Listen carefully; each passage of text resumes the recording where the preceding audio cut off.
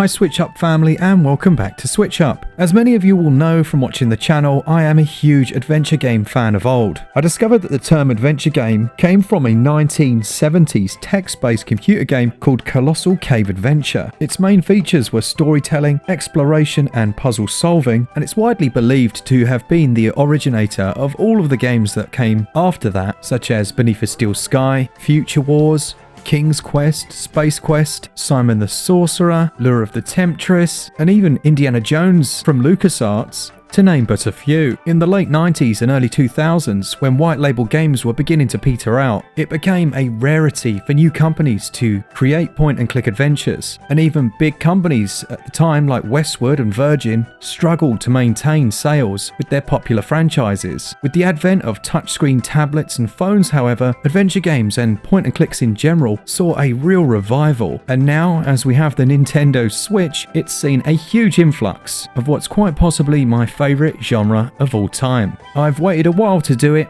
but I can finally say let's look at my 10 favourite point-and-click adventure games on the Nintendo Switch.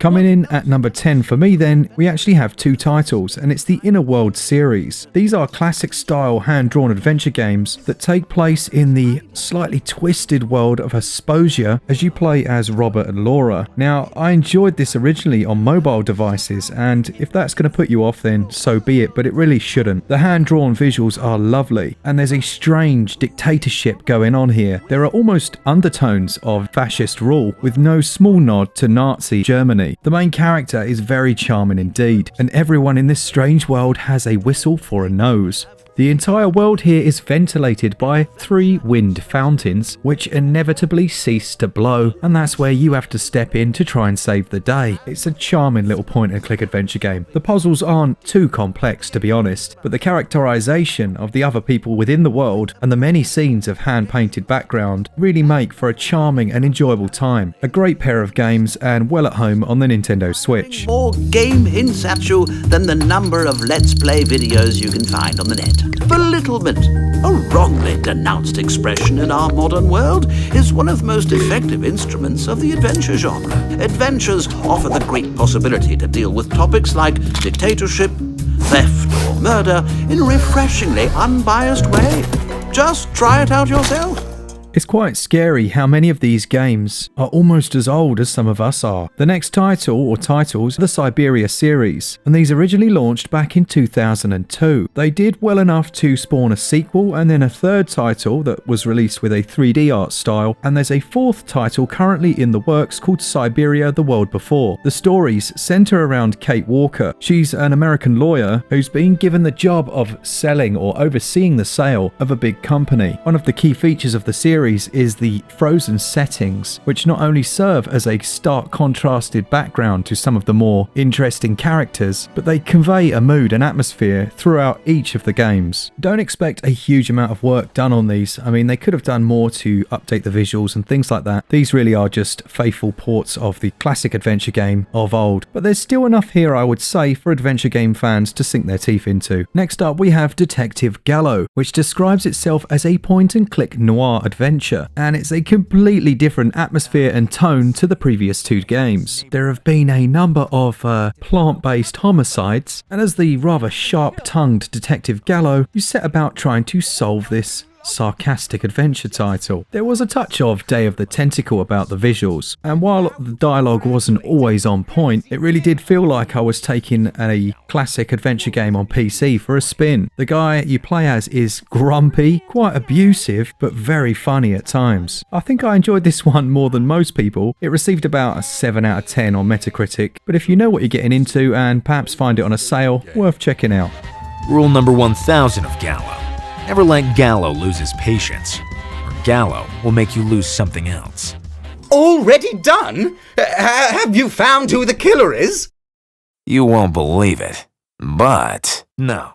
I don't even need to be slightly reserved in my recommendation of this next title. It's called Machinarium or Machinarium from Amanita Design. It's a multi-award-winning adventure game that once again I played originally back on iOS. Any game that starts me off on a scrap heap and has me rebuild my own body before I can then play is one that's going to get my interest. The world is absolutely beautiful and it has pangs of Beneath a Still Sky with a quite simplistic story of you travelling from the junkyard to eventually try and save your girlfriend. But as you're a robot, you can stretch your legs up or shrink down very small to get through small spaces, and many of the puzzles are based on your own physical abilities. It's amazing how funny this game is without any real dialogue, and you're presented with the clues to the puzzles with hand-drawn visual stills, almost like thought bubbles. This is an absolutely exceptional game, well worth picking up, and I'm sure you could find it in a sale on the Nintendo Switch quite regularly.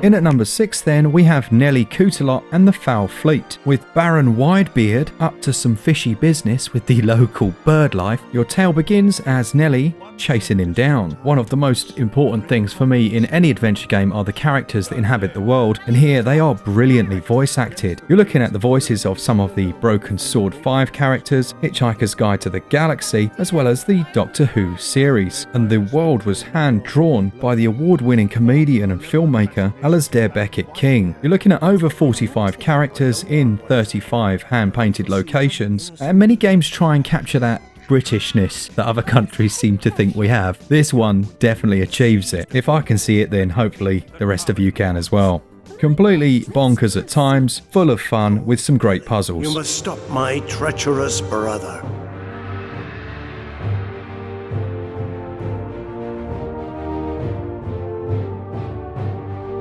And now we join the fearsome Nelly Cootalot in the midst of a turbulent sea battle.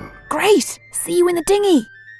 What dinghy? I think a large chunk of my childhood was spent chasing that blooming clown across Paris in the early Broken Sword games. And when they announced Broken Sword 5, there's always that worry about if they can recreate that formula. This game was originally split into 2 parts, and I played through the first part, and it's good. It has the same feeling about it, but it wasn't quite the same. When I had the full game together, it worked much better. You begin the story in an art gallery where a robber kills someone, and right off the bat, you're thrust into the adventure. What is nice to see is that they've created special behind-the-scenes films just for the Nintendo Switch version, and these are unlocked as you play through the game. It's little touches like that that make it worthwhile picking it up on a different platform. This one's slightly more expensive than the others, but it's Broken Sword, and despite the slightly annoying decision for them to release the next game on, I believe, Apple Arcade with Beneath a Steel Sky 2, that really upsets me, but hopefully it's just a limited time exclusivity agreement. This is still a very good game and worth picking up if you can find it on sale.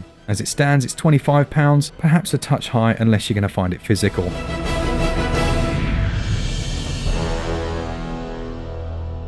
In at number 4, we have Leisure Suit Larry, Wet Dreams Don't Dry. I wasn't exactly expecting a masterpiece from this one, and the game that I got was far better than the older titles that I played back on PC. They just didn't click with me for whatever reason. Here you play a much older Larry who strangely looks exactly the same, who's trying to get to grips with all the modern technology in the modern world he finds himself in. They've done a really good job with the voice acting, and the story's quite concise. I had a lot of fun reviewing this one for obvious reasons, but if you want to know more, then be sure to check out our review. The links will all be down below. Just do not play this anywhere near children. Just don't do it. Want to know who's responsible? I'll fire them. I'll sue them for damages. Political turmoil. We built a wall, and they are going to pay for it. What the fuck is this?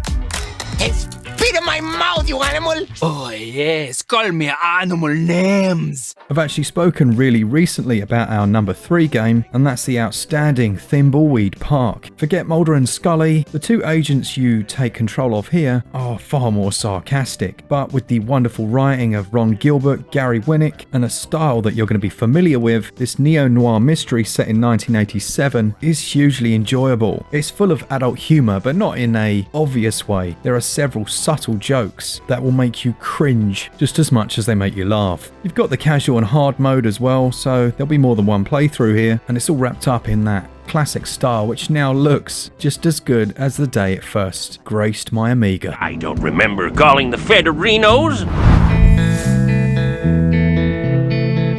Was the money deposited into my account like we agreed? I think it's time we came clean and told the truth about why we're in Thimbleweed Park. You first. What do you know about the Pillow Factory fire? Whoa, now! Are the feds looking into this case? No, he's just curious. He's a Pillow Factory fire buff. Broken Age, I would say, is a hugely underrated title. Again, from some of the masterminds of old, with some voice acting from Elijah Wood, Jack Black, Jennifer Hale, Masasa Moyo, Will Wheaton, and Pendleton Ward, to name just a few of them. It really is a star-studded cast. There's an original soundtrack composed by Peter McConnell, and it was recorded by the Melbourne Symphony Orchestra. The story surrounds two characters, Vella and Shay, who are living out very different but quite similar lives, i.e. everything's out of their hands, they don't have any control, and much of the story is you wrestling back control of their lives through one of the most unusual tales I've ever seen. You can switch between the two characters, and there are tons of puzzles in there, but for me it's the macabre humour that most sticks out in my mind. Without spoiling too much, there's a moment in there where you come across a tree who is screaming in agony because his sap is being released. As strange as that sounds, it makes for very fun gaming. This one's only about £10 and has rightful place in my number 2 spot. There you are. I was getting worried. Worried that I chickened out? No! I know you're not afraid of anything. The Grand Moggs have visited our lands for as long as anyone can remember. They hide in the wilderness for years, and then they come to feed. War has been raging across the galaxy. When you're ready for real danger, come see me. It's time for a mutiny. Time to grab the wheel of this ship and steer it straight into the storm. My favourite game on the Nintendo Switch in the point-and-click genre is the wonderful The Dark Side Detective. This game was split into 6 cases originally, and you could approach them in any order you wanted, but it still maintained everything that I love about point-and-click adventure games. Throw in the ridiculous sidekick, I believe he was called Officer Dooley, and some of his one-liners were absolutely cracking. And the music here was from Ben Prunty, the same guy who did the music for titles like Faster Than Light and Gravity Ghost. There's been a further expansion since launch, and I believe they're already making the sequel to this game. This is absolutely excellent, and for me represents the pinnacle of modern adventure gaming. Highly recommended on the Nintendo Switch.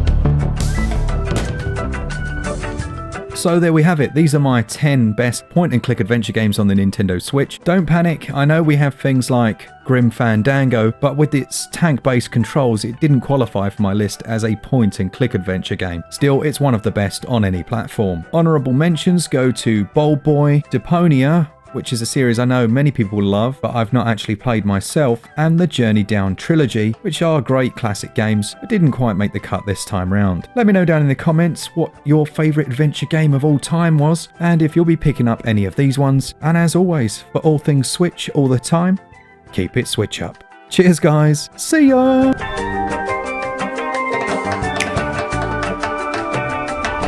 A big thank you to our patrons who support the channel each and every month, the names of which are on the screen right now. If you want to join them, then all the links will be down below.